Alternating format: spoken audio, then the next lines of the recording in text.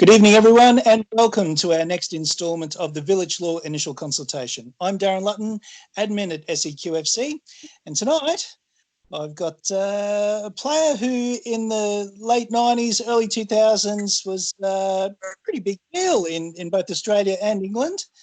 Of course, referring to Danny Tiatto. Danny, welcome. G'day, Darren. How are you, mate? Yeah, very good. That's a very impressive fish tank you've got in the background. Thank you so much for your time. No, thank you very much. All right, now let's talk about your junior career. Tell us about how you got started playing football. You lived in Victoria? Yeah, that's right. So I basically grew up in a small sort of town in Victoria, in the western suburbs. My dad was my biggest influence. He was Italian background and migrated to Australia, and I was born here in Australia, but from a young age of around about 8 years old, he started training me in the backyard, all the way up till I was 11 years old. So I didn't basically start playing for a team until I was 11. But the fundamentals of me becoming a decent footballer was the technique and that one-on-one training with my dad at an early age, for many years. So your father was your development pipeline? Yes, he was. Yeah, he was a very passionate footballer himself, and he didn't get the chance to become, he got to semi-pro in Italy and then migrated to Australia, and so he didn't get the opportunity. So, yeah, he basically started training me up and pushed me through the ranks, and he probably lived his dream through me, I think, in a sense as well. For sure. So when you first started playing football at a club, how did that go? Well, it was interesting. Like I said, training with my dad one-on-one every night, basically after he got home from work from the age of 8. Then I ended up playing I was under 11, but played in the under 12 side my first season. And I was probably, I ended up winning best and fairest my first season of playing football. So that just showed, myself and also my dad that one-on-one training and that technique and that skill acquisition at a young age is very important for kids to develop. And from then on, I fell in love with the game because I knew I was so comfortable on the ball and I'd understand the game quite well at an early age, which benefit me in the long run as well. So just out of interest, what sort of things did he focus on with his training? All it was just technique, basically. Controlling the ball, passing the ball, striking the ball, control with the chest, headering, volleys, inside, outside. So I didn't have a very big backyard, growing up as well. So again, on weekends would go to a park, but usually at home during the week when he'd come home from work, it was only a small area, and it was just basically just repetitive touches on the ball, in the backyard, but then plus also inside the garage where we had a brick wall, where I'd just play the ball up constantly hard up against the wall, controlling and just doing that hours and hours, week after week, which I think that's the most fundamental that I see now being involved in junior football. I just don't see a lot of the kids doing that amount of work, on their own, at either after school or on weekends when they don't have football. I just don't see that passionate and that desire to work on that. So I think that's where we're lacking a little bit, in our development at the moment in junior football. Did you have brothers and sisters? I had an older brother and 2 younger sisters. So my older brother, he was in music, so he didn't really get involved in football as much. So basically, I was really just looking for friends in the estate and around where I lived. But most of the work was done with my dad and by myself. So you were his only hope. Basically. So he pushed me quite hard as well. So again, from being an Italian background, he did work me quite hard. But again, I fell in love with the game. He sort of guided me and pushed me a little bit. But if you don't have it in you to fall in love with the game as a kid, well, it doesn't matter how hard you get pushed by your parent or by as a coach, you will never make it as a footballer. So you've got to really find that obsessive nature in yourself to become, very good at a sport. Doesn't matter whether it's, Aussie rules, cricket, tennis. You've got to be obsessed with the game from an early age. When did your breakthrough happen?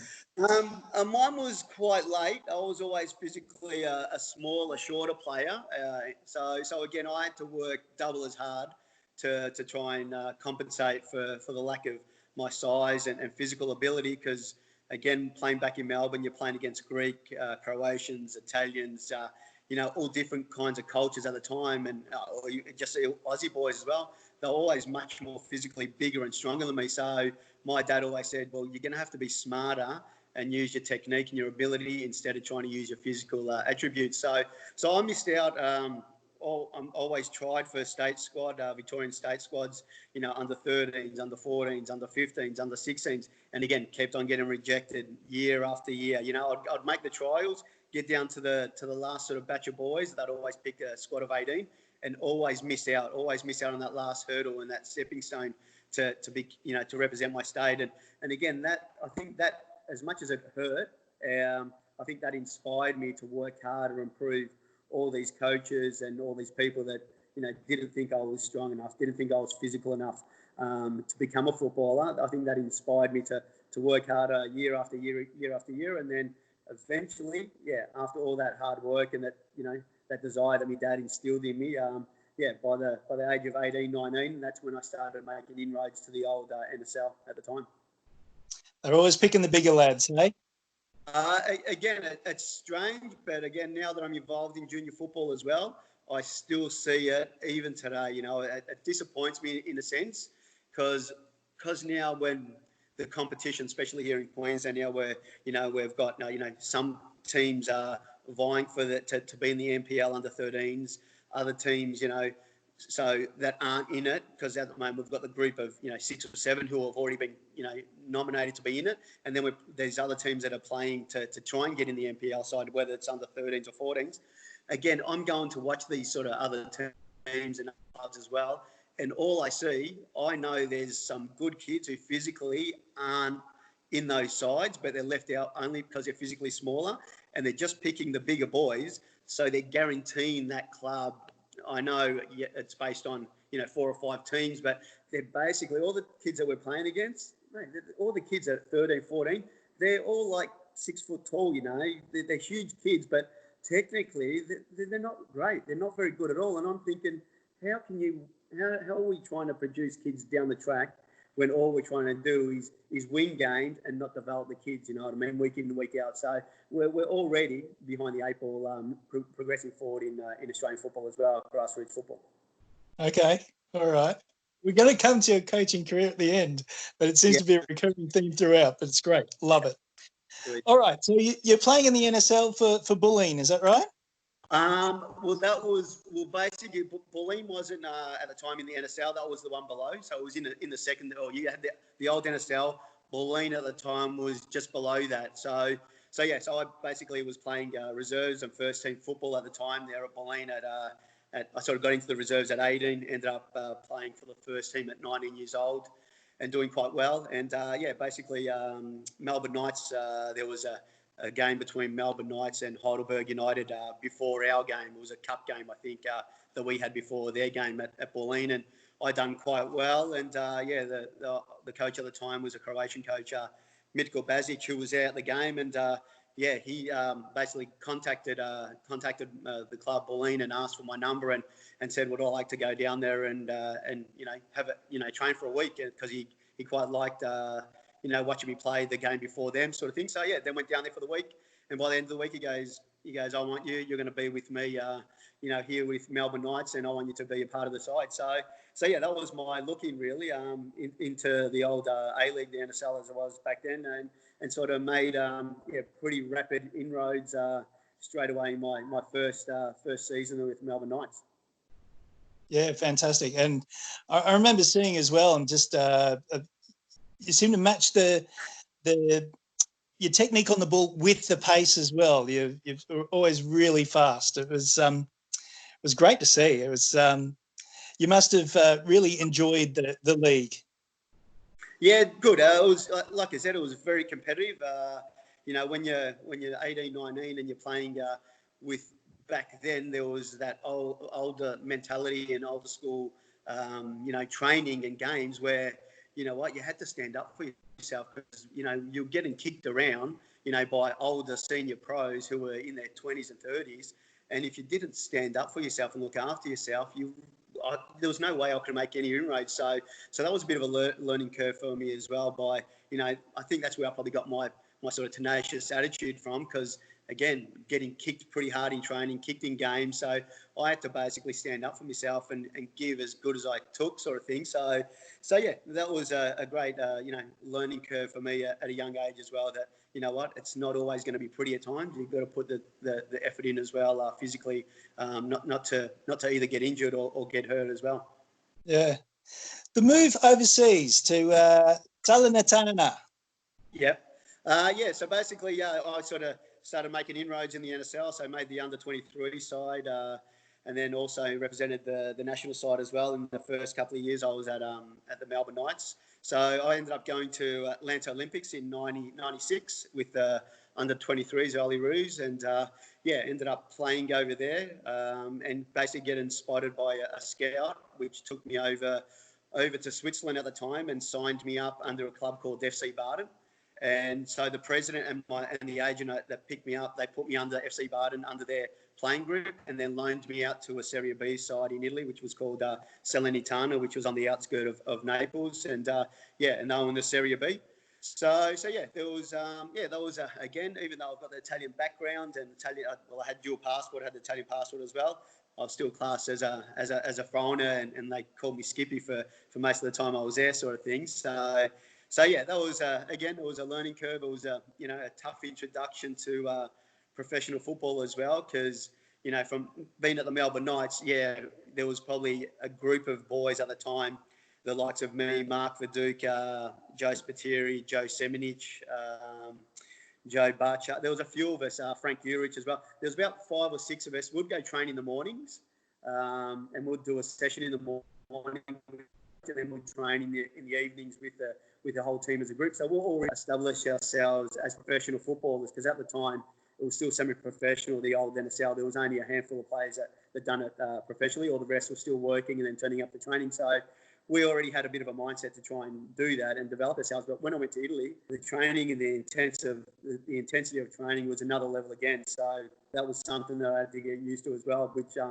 again, it was small stepping stones, building blocks to become a professional athlete at the time. So I had a really good time there. The first season was good for me. The second season not as good, because the coach ended up getting the sack, and a new coach came in, and then basically I was he tried to eliminate. At the time, you could only have 4 foreigners at the club, so he didn't want any foreigners. So again, got left in the grandstands, had to train with the youth team. Treated me, pretty poorly and stuff, and wasn't getting paid, over 4 or 5 months over there. So times were getting tough there, and spoke to me dad and saying, Dad, I'm not really having a great time over here. What do you reckon you should do? He goes, whatever you do, don't come home. The football here in Australia isn't right for you. He goes, you're already over in Europe. Stay there, do whatever it takes. So again, he was pretty firm and adamant that not to come home and come back to the old NSL. So ended up getting in contact with a good friend of mine, Kevin Muscat, who was over at Crystal Palace at the time, speaking with his agent, and they got me a loan move to Stoke City. So they were in the first division, ended up going to Stoke City for around about 8 months. It's not the nicest place in the UK, Stoke-on-Trent, but it was an opportunity for me to again try and make inroads into the game, and had a very good 8 months. Played against Manchester City a couple of times that season, done very well against them, and Joe Royal was the coach at the time when we did play them, and both teams at the end of that season got relegated, and I came home, and then through the agent, I ended up getting a call on the off season and saying that Man City was interested in me, and if I wanted to go there and sign for the club, and that's what I did. So throughout that period, were you living alone? Were you partnered up? Were you living with a teammate? When I first went over to Italy, I was rooming with a couple of younger boys. We were just in an apartment block and just rooming with them for the first season. Second season ended up bringing my partner over from Australia, sort of thing. So that sort of helped me settle a little bit more, sort of thing. But again, she was quite young at the time, so she was coming for 3 or 4 months and then coming back to Australia. So so I had that sort of, time with my partner and then without her as well. You would have been like a caged animal, I assume.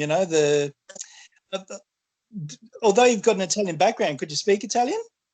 Yeah, I couldn't speak it fluently, but I could understand everything because my grandmother, she didn't really speak much Italian, much English, so she was always speaking to the grandkids always in Italian. So we could understand everything, always response in English to her, but always understood everything. So that made it easier for me to go over there. So the only thing I had to get used to was probably the dialect because I'm from the north of Italy, which is just out of Venice, and the dialect in the south is much harsher and stronger to understand. So it was a little bit adapting to the dialect of the Southerners more than the Northerners' accent as well. So I guess the point I'm getting at, it would have taken a lot of self-belief just to survive in that environment, yeah? Oh, definitely. And that's one thing that I think it put me in good stead moving forward as well. Because, again, the hard times, again, there's no easy ride. I don't think there's any footballer that, Aussie footballer that went overseas and made it at the top level that's just had a cruisy ride through and it's been so easy. It's, again, you're constantly getting kicked in the teeth, knockbacks after knockbacks. Issues are either not playing, the coach not liking you, not getting along with teammates, a different culture, a different language. If you haven't got a thick skin, you don't really last over in Europe as well. In any football league, it doesn't matter if it's in the UK or Spain or Germany. Again, the fundamentals of being thick-skinned and mentally, you've got to be pretty resilient. For sure. All right, now you're at Manchester City. You would have joined them in the first division. So that was. So you had the championship was a Premier League, and then you had the first division, and then the second division. So I joined them when they got relegated back in the old second division. So basically, I was. When they sort of told me that I was starting back in the old second division, I was a little bit concerned because I'm thinking, well, I've come from a Serie B. I'm basically gone back, say, from the top level. I've gone back a couple of paces, you know what I mean? But then I started, making some inquiries and then I heard the crowd and the history of the club. And as soon as I went there and, we started playing a few friendly games and, the crowds that were turning up to the friendly games. And then our first game of the season, I think it might have been against Walsall or something like that. We had 34,000. It was a sellout at Main Road at the time. And I'm thinking, geez, I think I've made the right step here. I've come to the right club. And that season there for me was a little bit stop and start for me. That first season I was there, and ended up, getting a couple of sending offs, had a couple of injuries, so it wasn't a really productive season for me. The coach was Joe Rawle at the time, and he basically said at the end of the season, we ended up getting promoted. We had to go to Wembley, and we got promoted from Wembley against Gillingham. I ended up, surprisingly enough, I was suspended for that game and missed out. But yeah, he basically after that we ended up getting promoted back into the first division. He told me to go back to Australia, get myself right, get myself fit again. He goes, listen, I want you as a player. I need you back here again. I want you fighting fit. I can see good things, heading, for the club and for this team as well. So he gave me a great bit of advice. I went back home, worked on my fitness, worked on my strength in that 4-week break that we had, and went back over there fighting fit and had a really good season with them in the old first division. And from that season on, played regular football, got promoted to the Premier League. And really, really enjoyed my football from then on, really, at that club. Player of the season in 2000, 2001? Yeah, we ended up getting promoted. Well, I actually got player of the season when we got relegated from the Premier League at the time. So again, it's not bad for an Aussie boy from Werribee basically to play in the Premier League and get player of the season at Man City, which a lot of people probably here in Australia, a lot of people didn't realise that I'd done that and what I'd done. But at the end of the day, that's part of football. I just enjoyed my career over there and gave it everything I got. Let's talk about the Derby game, where the last match at Main Road. Now, you got player of the match in that game, didn't you? Yeah, that's right. Yeah, they were always entertaining games. That was always very hyped up. From the start of the week all the way through to the end of the week. the newspapers was just full of the rivalry and and what's going to happen. Who's going to get sent off? Is he going to be fights before the game? Is he going to be fights after the game? Is he going to be fights on the field? It was very intense. And at the time, Manchester United were arguably probably one of the best teams in Europe, if not the world at the time. So yeah, they were huge games, and that was a game that always stood up and gave everything. And I think that's what endeared me to I think a lot of the Manchester City supporters is every time I stepped over that line, and played against United, I gave it everything, and there was no holes barred, and had a very good game. That was our last derby game at Main Road. Ended up beating them 3-1 at the time, and getting player of the match, and I've got a big champagne bottle, as a collector's item as well. Very good. You then, before we move on to Leicester, I do have to ask you about your 2-minute cameo against Blackburn. I was basically, I'd sort of had a bit of an injury, and I was on the bench for a couple of games in a row, and Kevin Keegan, he wasn't really letting me get much game time over a number of weeks, and I think I was that eager and desperate to go on there and make an impact that I think I probably stepped over the line. He goes, "Danny, I want you to go on there." He goes, "I want you to change the game." We're 2-0 down at the time. So with about 15 minutes to go, so he goes, "Go on, change the game." After a couple of minutes, my boy from Blackburn, David Thompson, he was an ex-Liverpool player, came in and slid in, and I've gone over the top with 2 foot and caught him up around the groin, and got a straight red card, after just coming on, and Kevin Keegan had a few choice words to say to me as I was walking off the ground, and so I've headed straight up the tunnel. And you wouldn't believe it, as the game progressed, those next 15 minutes, we ended up coming back and drawing the game 2-2. And then after the game, all the boys have came in the dressing room and that, and Kevin Keegan's going around having a talk, and comes to me and he goes, "And you're an absolute disgrace." He goes, "I can't believe I told you to come on and change the game around, and what did you do? Get yourself off." Okay, if I didn't get sent off, okay, the boys wouldn't have dug in and gave you a 2-2 result at the end of the day. So I don't know what you complained about, and all the boys just started laughing. They couldn't believe that I'm, having to go back at Kevin Keegan after the game, after I've just been sent off. But yeah, that was just my nature and my temperament at the time. All right, I want to come back to your temperament in a moment. Let's talk about your Leicester time and then Brisbane Roar. So at the end of my time there, after 6 seasons at Man City, Kevin Keegan wasn't going to re-sign me, for another couple of seasons. So at the time, I thought, as much as I enjoyed my time there fully there, I knew I wasn't going to get game time. I was going to get limited football. And again, still being at a decent age, I think I was 30 at the time. I said, I need to, I still want to work hard. I still want to play at a decent level. So Leicester City had just been relegated from the Premier League that season, and I ended up joining them. Mickey Adams was the coach at the time, so I ended up signing for them. And again, enjoyed my time there at Leicester City. I was there for 3 seasons. There was a bit of turbulent time there. We were always there in the championship, but we had a lot of changes of coaches. We were going up and down. I think at the time, in 3 years, I think there was 4 or 5 coaches we had there at Leicester at the time. So again, it wasn't bad. Like I said, it was always trying to adapt and to different coaches that were coming in, and there was a lot of chopping and changes of plays. But again, thoroughly enjoyed myself. I ended up captaining the side there for a little while as well. So we enjoyed that side of it. Had a fellow Australian come along. Actually, there was 2. There was Paul Henderson, an Australian goalkeeper, who came there as well at the time, and also Patrick Casnorbo was there as well. So we had a few Aussies involved there. Actually, there was a couple of younger boys. A boy called James Wesolowski, he was there coming through the ranks as well. So there was a few Aussies there at the time, and thoroughly enjoyed it there. And after the 3 years, I decided to pack up and decided to make the move back here to Australia. Ended up speaking with Frank Farina. He was involved at Brisbane Roar at the time, and he sort of told me, how nice, the weather was up here in Brisbane compared to Melbourne, where I'm originally from, and convinced me to move up here to basically Queensland, to Brisbane, and play with the Brisbane Roar at the time. So we have the weather to thank, basically. Oh, definitely, yeah. It was the weather. From being pretty miserable and gloomy weather in the UK for, 10, 11 years, I was desperate to come home and get a bit of a suntan. So that did sway me. And then also I'd worked under Frank Farina with the national side as well. So yeah, that was a pretty easy choice to make a move where he was. So your time at the Raw, was it, I mean, in that first season were you thinking, oh, this is so easy compared to the UK?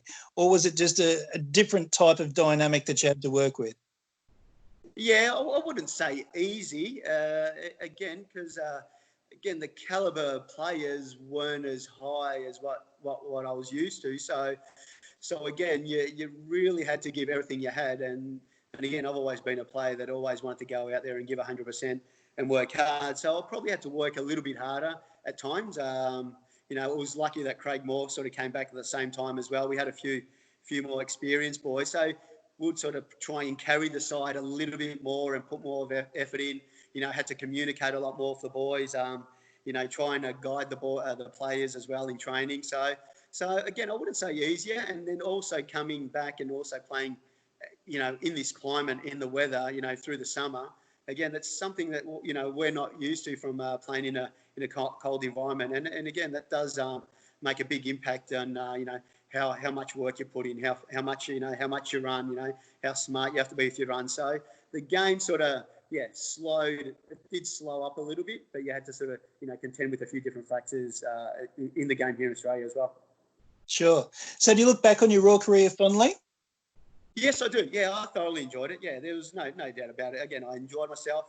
I ended up, I had Frank Farina with me for 2 seasons, probably 2.5 seasons. It was probably that last little period that I had at Raw where, I probably, when Ange came in, that I sort of wasn't that, I didn't really, wasn't that keen and didn't probably give 100%.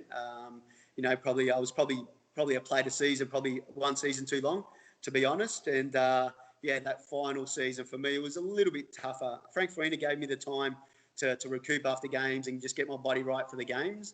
But then when Ange took over, he wanted me to train day in and day out and then also play games. But physically, my body couldn't handle the workload. So that's where, again, I started having a few issues, with the coaching staff, and also my body wasn't coping with the workload as well.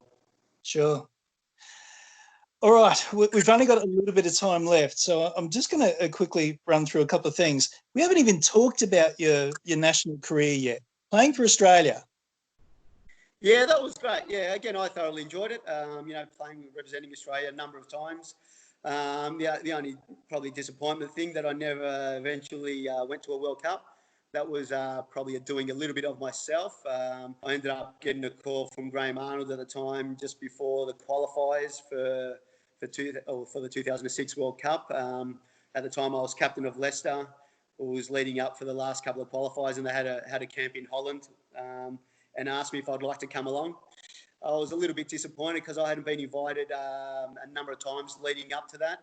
And, it was a last sort of minute call that I got, and I wasn't too happy that I'd been left out, and I was playing regular football at Leicester at the time, and I was captain of Leicester, that I was getting overlooked. I'm not sure whether that, who was giving the information to the coach at the time, whether he knew I was playing regular football or not. But again, I was a little bit disappointed, and ended up pulling out and wishing them all the best. And they ended up making the World Cup, that year. And you've still got your caps? You get a little cap for representing Australia? Yeah, I've got a lot of caps lying around the house and stuff like that. A lot of jerseys as well. Up around the house. I've got a garage full. My young fella quite enjoys looking at those, and seeing what the old man did a long time ago. Going for a walk to pick up some milk. Put on my Australia cap. Yeah, that's right. Yeah, look like a cricketer. All right. So, who's the toughest player that you've ever played against? Mate, when we're in the Premier League, it's so hard at the time. When you're playing against the likes of Henry, Alan Shearer.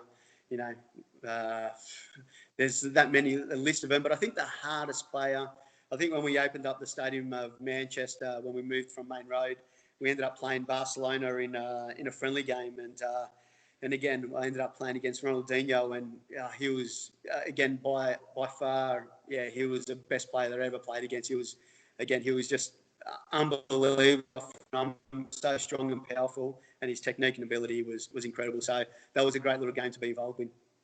Sure. And just quickly, you're coaching at Logan as the under-14s. Yeah, enjoying that. It's different. I'm not sure if I didn't have my boy playing, I'd go into the coaching role as such. But yeah, again, you need a bit of time, you need a little bit of patience. But again, I'm trying to instill all the values that I was brought up with at a young age, because my dad basically coached me all the way up till I was 16 years old as well. So I'm trying to instill that and trying to give the boys a bit of an insight of what it takes. What I see now, again, there's a lot of coaches out there getting their C licenses and all that sort of stuff.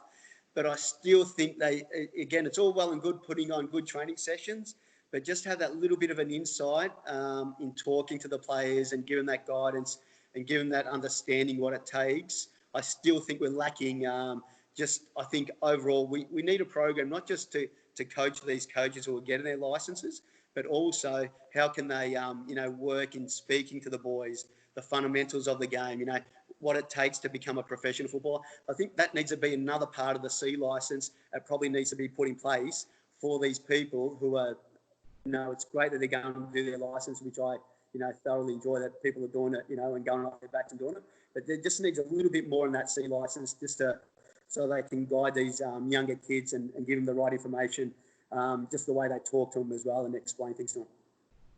That famous temperament of yours, does it come out on the coaching bench as well? You know what? No, it doesn't. That's something that I don't want to. I'd never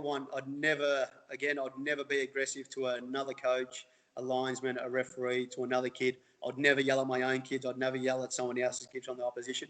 Again, it all has to be, as a coach, it's a different side of becoming as a footballer, you had to have that little edge. As soon as you cross that white line, you had to be a different person. But as a coach, coaching these younger kids, you've got to be pretty respectful and you've got to be a role model to these kids as well. So it's very important that, you don't go and scream and yell at a kid when they make a mistake. You need to encourage kids. You've got to give them that self-belief. You've got to give them that purpose to go out there and enjoy it. If you don't, well, you're going to crucify the kid, and the kid won't want to play football anymore if you're yelling and screaming at him from the sideline. So again, constructive criticism, I think, is important from the sidelines, but you can't cross that boundary at yelling at kids as well. Sounds like you've matured with age. Yes, I'm nearly 50, so I think I should mature with age. Fantastic. All right, Danny, thank you so much for your time. I really appreciate you taking part in our Village Law initial consultation. Good luck with this coaching career. You got designs on taking this further? Not really. I think I'll probably get to. I think when I get to my son, if he gets to a level where he doesn't need me anymore, and I think he can progress on his own under someone else, I'd pleasurably like to hand it over to another coach to guide it. Because again, when you're coaching your own kid, you have to bite your tongue sometimes, and it's probably it's harder coaching your own kid than someone else's. So it's something I don't want to do it as a professional career again. Because it does take up a lot of time, but for the time being, just to give a little bit of knowledge to also my son, then plus also these other kids that I'm coaching at the moment, I'm more than happy to try and pass my experience on to them at the moment. Sure. Well, good luck with the season if it does pick up again, but maybe next year you can have another crack. Yeah, that's it. Thank you very much, mate. Cheers, Darren. Right, Danny Tiatto, thank you very much for the chat. Cheers, mate.